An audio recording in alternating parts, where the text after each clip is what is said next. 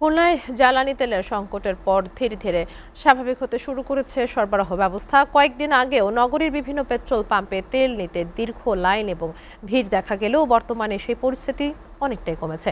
এ বিষয়ে আর খবর জানাতে খুলনা থেকে সরাসরি যুক্ত হচ্ছেন আমাদের সহকর্মী রকিবুল ইসলাম মতি।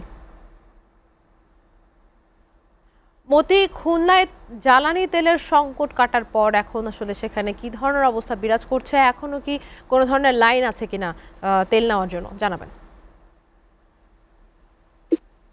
দর্শক যদি বলতে হয় যে আমরা কিন্তু সকাল থেকে দেখছি যে তেল পাম্প গুলোতে কিন্তু যে স্বাভাবিক যে প্রক্রিয়া তেল দেওয়া হয় সেটা কিন্তু দেওয়া হচ্ছে, তবে তো লম্বা যে ভিড় ছিল সেটা কিন্তু এখন আর তেমন চোখে পড়ছে না। তবে এখনো কিন্তু মানুষের রেসলিং পদ্ধতি যে তেল নেওয়ার যে সিস্টেম সেই পদ্ধতি এখনো পাম্প কর্তৃপক্ষরা কিন্তু তারা চালু রেখেছে। তারা যে সরকারের যে বেঁধে দেওয়ার যে নিয়মটি ছিল সেই নিয়ম অনুযায়ী কিন্তু তারা এখনো তেল দিচ্ছেন। তবে তারা বলছেন যে তাদের যে চাহিদা মতো ডিপো থেকে তেল না পাওয়ার কারণে কিন্তু তাদের এই যে পদ্ধতিতে তাদের তেল দিতে হচ্ছে। তারা ওই চাহিদা মতো তেল তাদের ডিপো থেকে পেতো, তাহলে তারা আরো বেশি তেল কিন্তু তারা দিতে পারতো বলে গ্রাহককে তারা কিন্তু জানিয়েছে।